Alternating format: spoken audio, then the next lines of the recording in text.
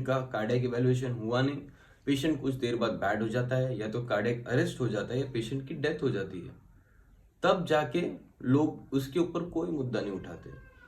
पर उस टाइम पे पेशेंट ये सोचते हैं कि नहीं, कम पैसे में हमारा काम हो गया and what ever it is.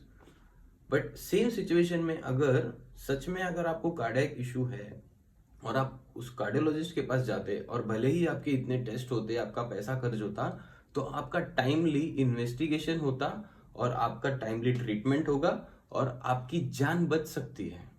तो ये दोनों एग्जाम्पल देने के पीछे का रीजन ये है कि हमारे यहाँ पे एक मेंटेलिटी बन चुकी है कि अगर मेडिकल में हमारे एक्स वाई जेड अगर हमारे पैसे खर्च हो रहे हैं, तो अगर उसका कोई नेगेटिव आउटपुट आता है, मतलब अगर कोई आपको बीमारी नहीं निकलती है या कुछ नहीं निकलता है, तो आप खुश होने के बजाय आप ये दुखी होते हो कि मेरे पैसे अननेसेसरी वेस्ट हो गए।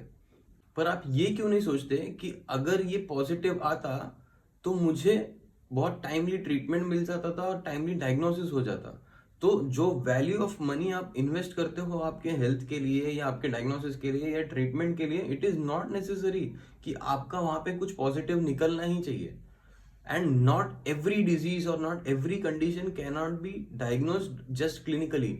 बहुत सारी जगहों पे हमें investigations, diagnostics, radiology and everything का सपोर्ट लेना ही पड़ता है।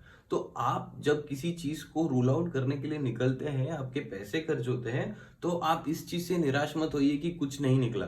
कुछ नहीं निकला तो बेटर है, अगर आपका कम में चीज सॉर्ट आउट हो रही है तो it is good for you.